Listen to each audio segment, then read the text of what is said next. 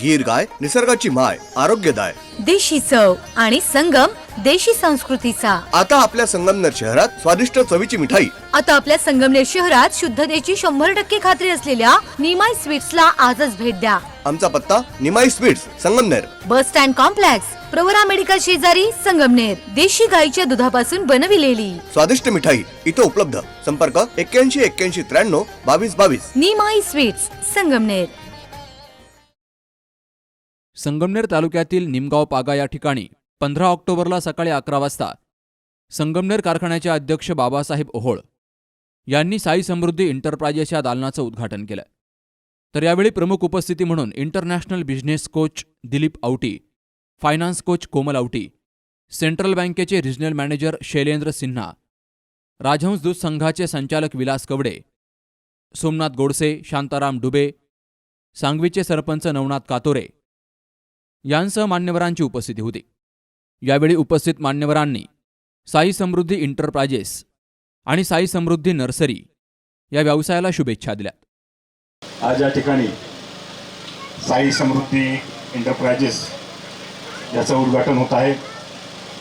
उपस्थित आवटी दाम्पत्य, कैलास आणि रुपिका कानोडे, स्टेजवर बसलेले कानोडे काका, उपस्थित सोनी साहेब, जमलेले सर्व स्नेहीजन। खरं तर या ठिकाणी काकूंनी अतिशय छोट्या मनोगतात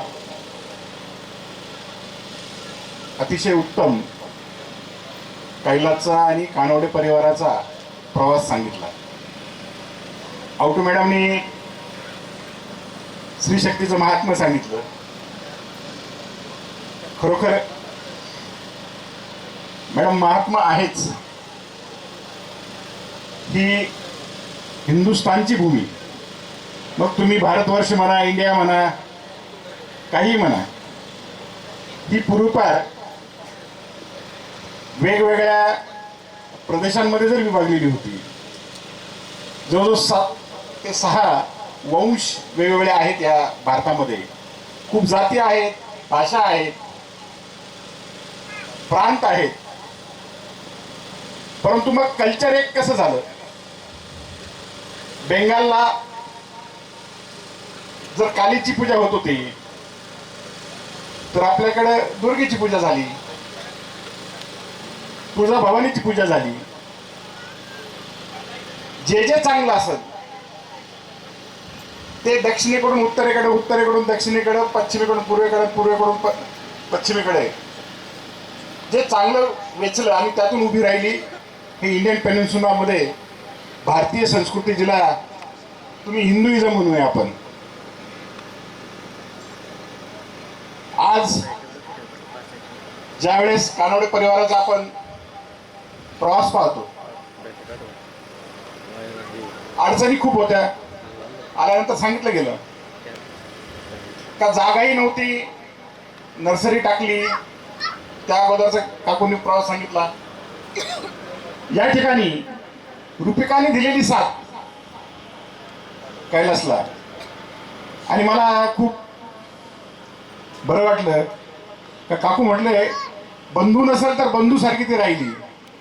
साधारणतः आपल्याकडे म्हटलं जातं का माझी सून माझ्या लेकीसारखी, पण काकू तुमचा जो दृष्टिकोन आहे तोच इतका पुढचा आहे का नुसती मुलगी नाही मानली तर आपल्याकडे साधारणतः अजूनही थोडंसं वर्चस्ववाद आहे स्त्री पुरुषामध्ये।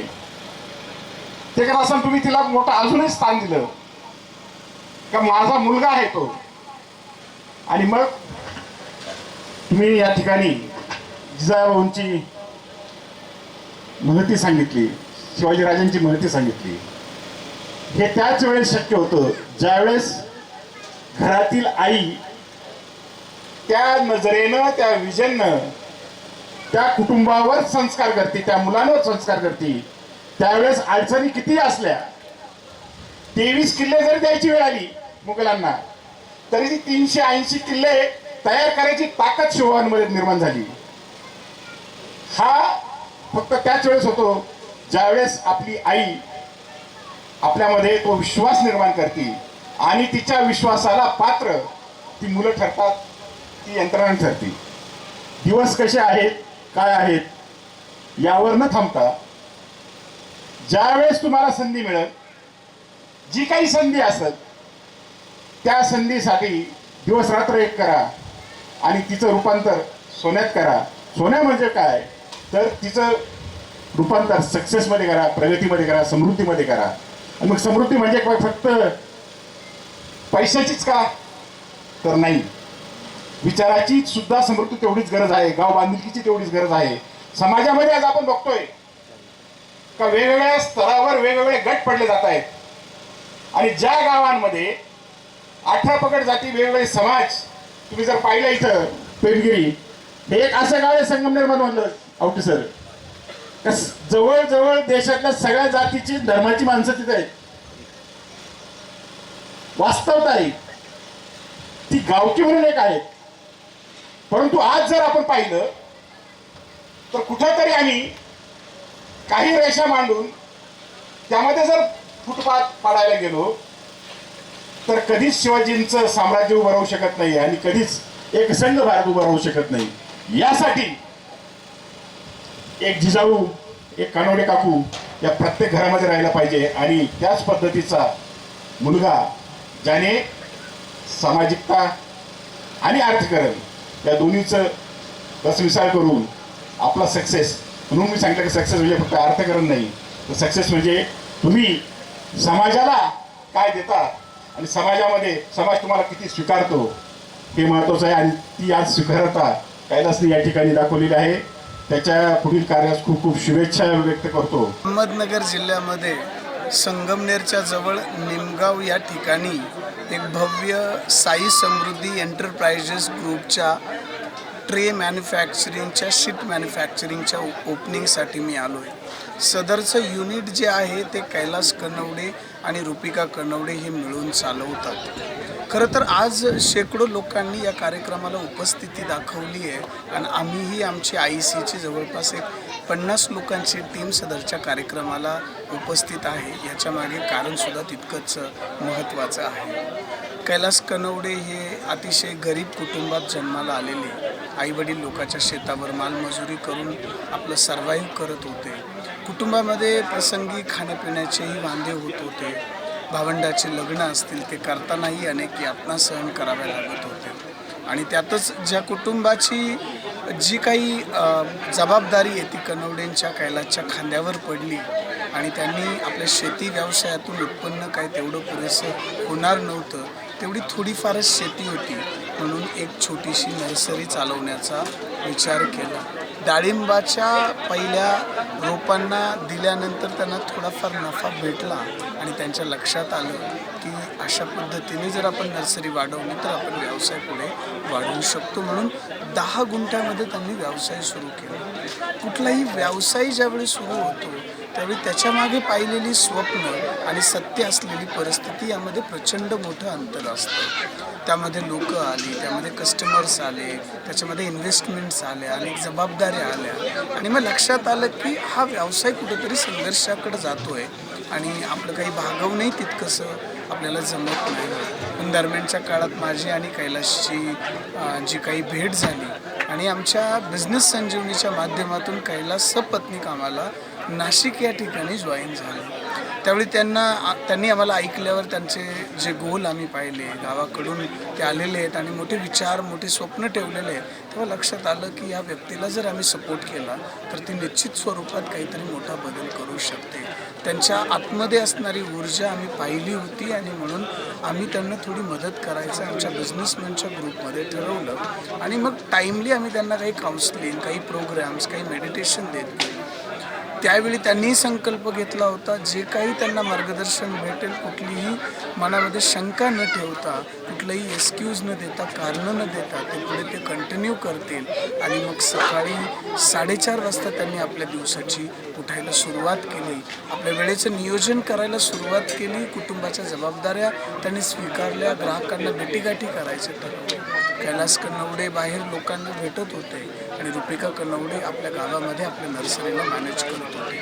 या दोघांमध्ये बसलेली सांगड दाखवून देत होतं एक दिवस एक मोठा इतिहास रचला जाईल आणि ते आम्हाला वेळच्या वेळी पाहता आलं. एका तुटलेल्या घरात त्यांचं जे काम सुरू झालं होतं आज त्यांच्या स्वप्नातल्या बंगल्यात ते शिफ्ट झाले. जवळची बोलेरो गाडी त्यांची विकली गेली होती, आज ते नव्या कोऱ्या 10-20 लाखाच्या गाडीत फिरतायत. 10 गुंठेची नर्सरी आज 1.5 एकरमध्ये बनलेली आहे. जमीन नसणारे कैलास कनवडे आज 1 एकरपेक्षा जास्त स्वतःचं क्षेत्र विकत घेतलं आहे. ट्रे मॅन्युफॅक्चरिंगची आणि शीट मॅन्युफॅक्चरिंगची कंपनी आज उभी आहे. दुबईसारख्या ठिकाणी नेटवर्किंग करायला जात आहेत, परराज्यामध्ये व्यापार करतायत. म्हणजे कुठेतरी सुरुवात जी होती ती संघर्षमय होती, पण यश आता संपादन करताना त्या यातनेचंच रूपांतर, त्या त्यागाचंच रूपांतर यशात झालं आहे.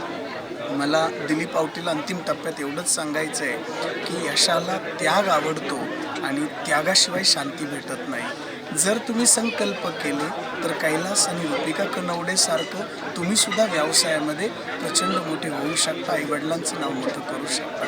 आज सगळ्यात आनंदाचा क्षण, काष्ट्याची साडी घालणारी कैलासची आई डोळ्यामध्ये आनंदाश्रू घेऊन माईक समोर आली आणि मला म्हटली बोलायचं आहे. आणि त्यांनी आपल्या मुलाची 2 शब्दात तोडकी मोडकी तारीफ केली, पण ते पाहून मन गहिवरून आलं आणि वाटलं त्या आईच्या आनंदाश्रूमध्ये सगळं काही तिचे जे आजपर्यंतचे कष्ट आहेत सफल झाले आणि तिने जे स्टेजवर भरभरून आशीर्वाद दिले तेच काही आज निमगावमधून, संगमनेरमधून आम्ही आमच्या शहराकडे घेऊन जातोय. तुम्हाला खूप साऱ्या शुभेच्छा. कैलास कानोडे, साई समृद्धी रोपवाटिका आणि साई समृद्धी एंटरप्राइजेस आज नवीन व्यवसायाला सुरुवात केली आहे. मी गेली 3 वर्षापासून दिलीप आवटी सर यांच्या मार्गदर्शनाखाली एक छोट्या 5 गुंठेच्या नर्सरीपासून 1.5 एकरच्या नर्सरीपर्यंतची मजल त्यांच्या मार्गदर्शनाखाली आम्ही काम करत असताना त्यांचं मोलाचं सहकार्य आणि त्यानंतर आता मी नवीनच एक फर्म चालू केली आहे साई समृद्धी एंटरप्राइजेस नावानं. त्यामध्ये आम्ही ट्रे आणि सीड मॅन्युफॅक्चरिंगचं युनिट चालू करतो आहे.